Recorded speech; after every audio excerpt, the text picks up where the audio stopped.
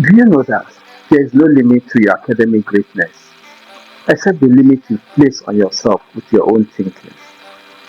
Nothing of value is ever free.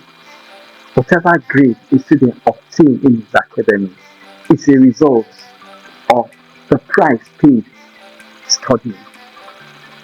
This reminds me of my 50 in secondary school. There was a boy named Prince Stefania. He was popularly called Guru the Maths. He was very good in mathematics. Guru the Maths was the best mathematics student in school, in the whole school. He started representing the school in statewide mathematics competition from his fourth year in secondary school. And he always a math champion. In school then, I belonged to a particular peer group where we normally organize mathematics competition within ourselves. And the winner of the challenge goes home with a prized amount of money, which each member of the group contributes every fortnight. For any challenge to take place, the challenger will have to formally write to the group, informing the group that he wants to challenge the current champion. Accompanying the letter, the challenger will pay a fixed amount of money, which is always decided by the group. In the previous day, I set a goal to unseat the current champion, Guru the Maths. With that in mind, the 4-year-long vacation that was given to us, I used it to study mathematics using different kinds of mathematics textbooks and solving virtually almost all the past questions in JAM and SSC. All through that holiday, I was in the library studying, and I disciplined myself to sleep only 4 hours in a day, meaning I stayed awake 20 hours preparing. When we resumed in the 5th year, I did not immediately apply for the challenge. I was still preparing.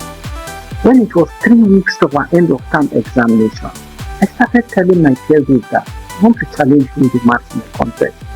Most of them told me if I was insane to challenge me the maths. Mind you, before the holiday, I was the least mathematics student in the group, so most of them believed I'm the same poor math student they used to know. A friend of mine even called me aside and said, Jim, be like say this time you don't regret me.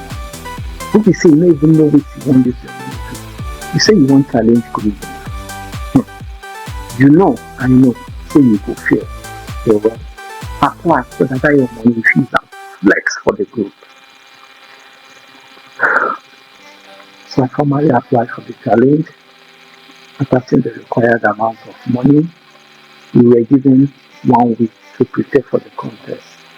On the day of the contest, my peer group selected a particular equation from JAM past questions, and we were given 20 minutes to solve 50 questions.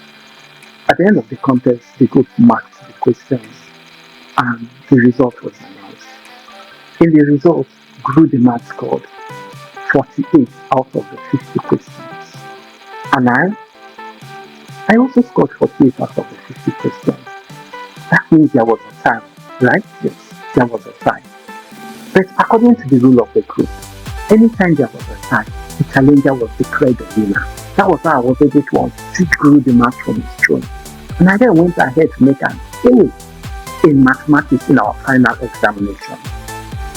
There's something Napoleon said. He said, whatever the mind of a man can conceive and believe, it can achieve.